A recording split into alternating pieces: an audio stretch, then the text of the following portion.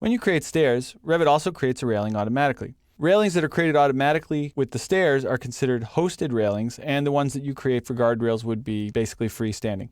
So in this example, let's go ahead and take a look at creating our own railings from manual sketches.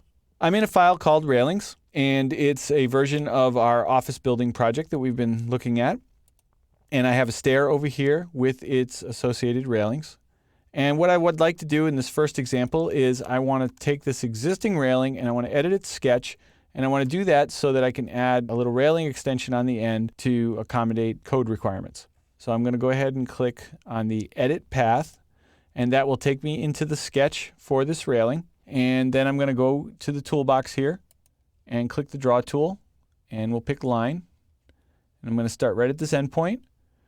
Go out this way 1 foot, go from this endpoint maybe down about 5 inches, and then again from this endpoint, and I'll go about 1 foot 6. Now, perhaps you're wondering why I did not just simply extend this line. Well, look carefully at these existing lines.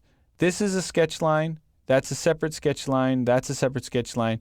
The reason these two are separate sketch lines is because this railing is a hosted railing. It's attached to the underlying stair. This sketch line follows the slope of the stair in this location.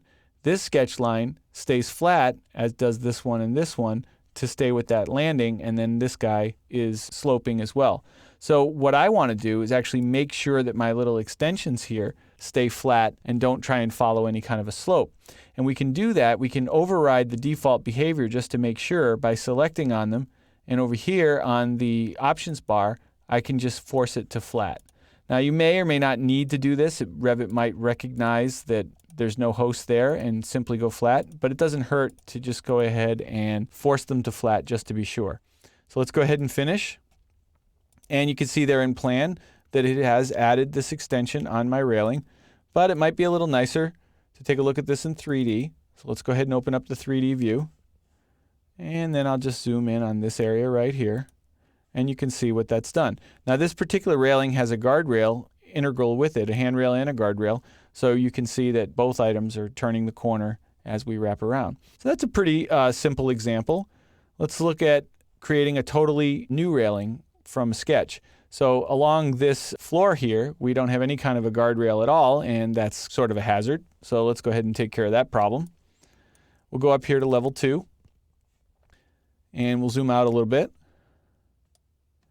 And you can see here, this is our floor object, and I'm going to build this railing relative to that existing floor. So I'm going to go over here to the railing tool, click on it, and instead of doing draw lines this time, I'm actually going to do the pick lines. Now what this will allow me to do is I can put in an offset, so I'm going to go ahead and put in 2 inches, and you'll see here that you can offset that up 2 inches or down 2 inches. I'm going to go up, and then over this case I'm going to go over to the left. Now it looks pretty good right there, but I just want to pan down here and notice that it's kind of going into the wall. So let's just zoom in on that area, select this, just kind of drag that back just a touch, like so. And then I'll do my zoom previous. Take a look here, click finish, and then let's go back to our 3D view and see what we got there. Now, because that railing, we did not assign it to any kind of a host, it automatically just stayed flat throughout its length. Now, if I click on it and I edit the path, if this floor were sloping, like maybe it was in a parking garage and you wanted the railing to follow the sloping path in the parking garage, you could actually click this button here while you're in the railing sketch and choose pick new host, and then you'd be able to select right on that floor, and that would keep the railing attached to that floor should the height of the floor change or the slope of the floor change and so on. I'm going to cancel out of here, and that's a little bit at editing railing sketches.